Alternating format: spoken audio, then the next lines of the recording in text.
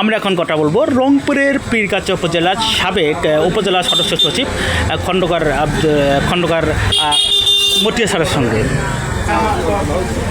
Sir, আপনি তো মাঠ বাজারে ঘুরতেছেন, অনেক কিছু দেখতেছেন। আমার একটা প্রশ্ন আপনার কাছে, সেটা হচ্ছে আগামী সংসদ নির্বাচনে আপনি বিএনপির মানে কর্মী হিসেবে নয়, সাধারণ মানুষ হিসাবে উত্তর দেবেন, আগামী সংসদ নির্বাচনে আপনি কি চান যারা মানুষকে ঠগায়, 1 টাকা হোক আর 5,000 টাকা হোক, এবং অপরদিকে যারা মানুষকে ঠগায় না, সে গরিব হোক আর বড় লোক হোক, আসলে আপনি কাকে চাচ্ছেন? কোটিপতিকে যারা মানুষকে ঠগায় সেই কোটিপতি, যার বাড়িঘর কোনো কিছু নাই, সৎ মানুষ, কাকে চাচ্ছেন আপনি?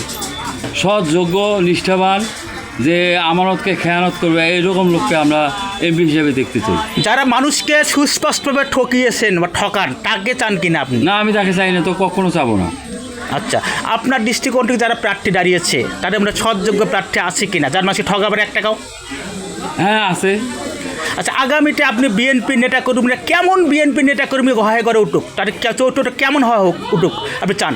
আমি বিএনপি করি, আমি চাই আমার দলের লোকগুলো সৎ, নির্ভীক এবং যারা দুর্নীতি করবে না, দুর্নীতি থেকে বিরত থাকবে, এমন লোক আমার দলে থাকবে।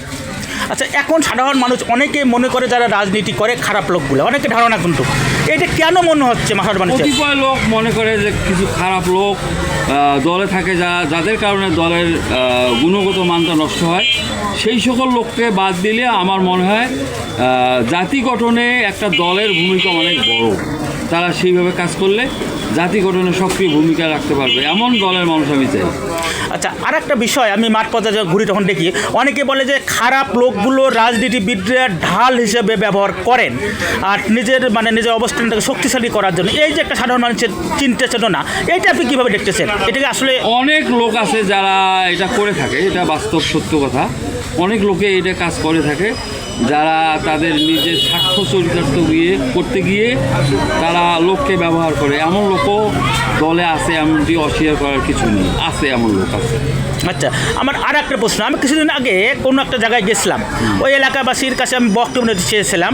ওরা বলতেছে যে ভাই, এখন নেগেটিভ হোক আর পজিটিভ হোক, যদি আমরা বক্তব্য দেই, বক্তব্যের মধ্যে যদি কোনো কারণে একটি কথা কারোর বিপক্ষে চলে যায়, যদি নাম বলছিল, আমি নাম বলতে চাচ্ছি না, তখন দেখবেন রাত 9টার দিকে আসে 3-4টে হুন্ডে এসে আমার তুলে নিয়ে যাবেন, ডাংমার করবে টানা, আমাদেরকে বসে জিজ্ঞাসা করবেন এই কাজগুলো কেন করলা, এই কাজগুলো কেন বললা, এই প্রশ্নগুলো করে আর কি।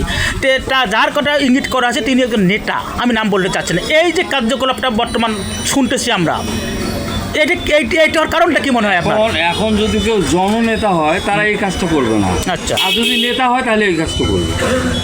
যারা জনগণের সঙ্গে সম্পৃক্ত তারা কখনোই এই কাজটি করবে না, আর যারা জনগণের সঙ্গে সম্পৃক্ত নয়, এমনি নেতা হিসেবে পরিচিত, তারা এই কাজগুলো হয়তো বা করবে। নেতা এবং জননেতার মধ্যে পার্থক্যটা কি মনে করেন আপনি? নেতা শুধু তার নেতৃত্ব তার সীমিত জায়গার মধ্যে থাকে, আর জননেতাদের নেতৃত্ব থাকে সাধারণ মানুষ নিয়ে যারা কাজ করে, তাদের মধ্যে নেতৃত্ব। আচ্ছা, যেসব নেতা সমালোচনা সহ্য করতে পারে না, তারা কি প্রকৃতপক্ষে নেতা হিসেবে মনে করেন আপনাকে? না, আমি কখনো মনে করি না।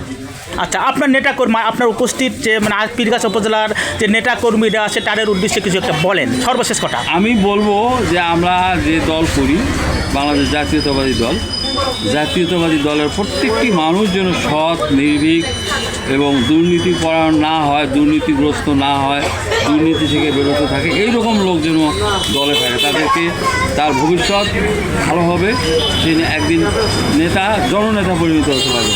এই বলে আমি আমার কথা। ধন্যবাদ স্যার আপনাকে।